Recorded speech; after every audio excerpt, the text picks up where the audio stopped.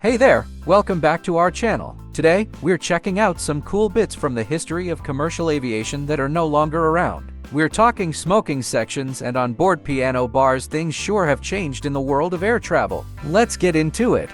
Back in the 50s, flying wasn't just about reaching your destination. It was also about puffing away up in the clouds. Smoking on planes was more common than a cup of coffee.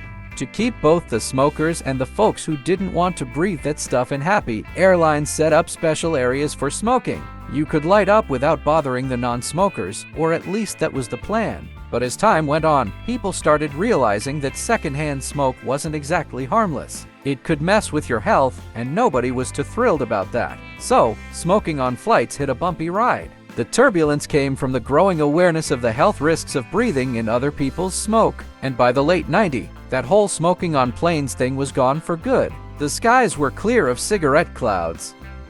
Back in the 70s, the aviation scene was reaching new heights, literally. They rolled out these massive double-decker planes, and the Boeing 747 was the big shot on the block. The idea was to pack in as many folks as possible, like a flying party bus. You could say the sky was the limit, and those planes aimed to prove it. These giants weren't just about flying. They were about maximizing seating capacity. But as the years ticked by, priorities changed. People started caring more about saving fuel than squeezing in extra passengers. The era of the double-decker planes hit a slow descent, and by the 90s, they were pretty much out of the picture. It was like their time in the spotlight was over, and they made way for a new kind of player in the aviation game. Imagine this, fancy cocktail lounges up in the sky. Back in the 60s, some airlines thought they'd take the flying experience to a whole new level by adding onboard lounges. Picture it sipping on a drink while cruising at 30,000 feet. It was like turning a plane into a party pad.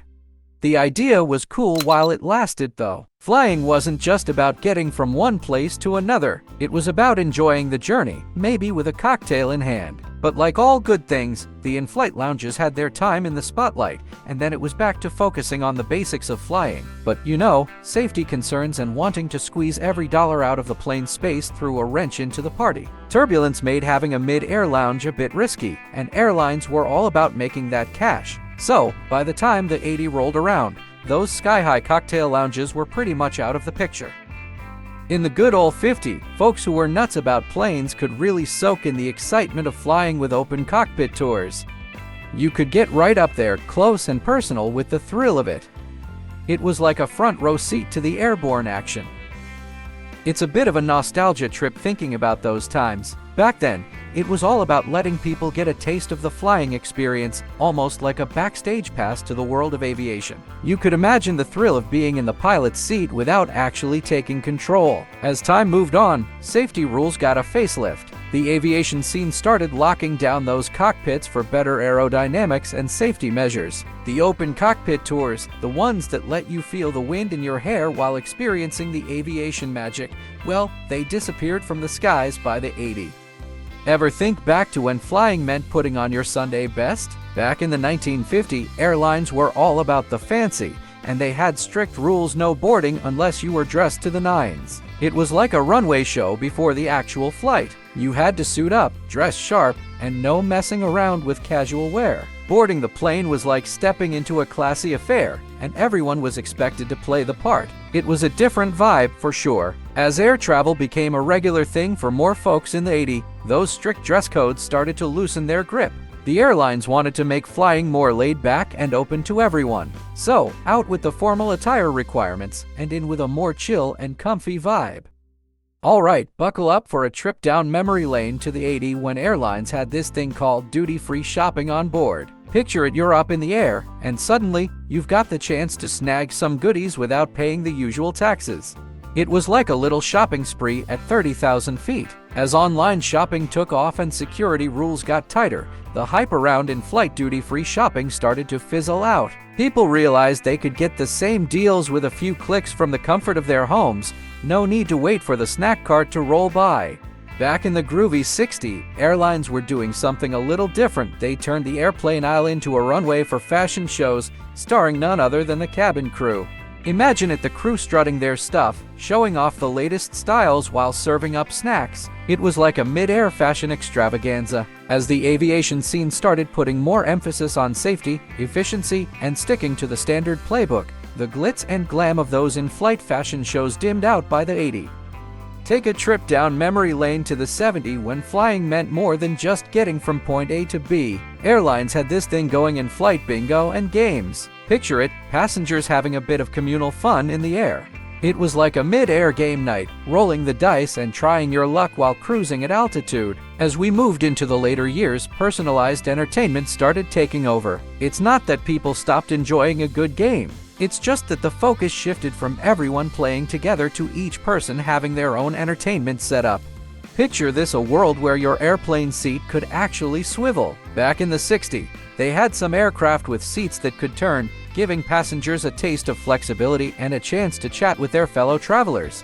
It was like a mid-air social experiment, making the journey more interactive. As time moved on and airlines started caring more about cramming in as many seats as possible, those swiveling seats faded away. The 80s rolled around, and the focus shifted from giving passengers the freedom to turn their seats around to packing more people into the plane.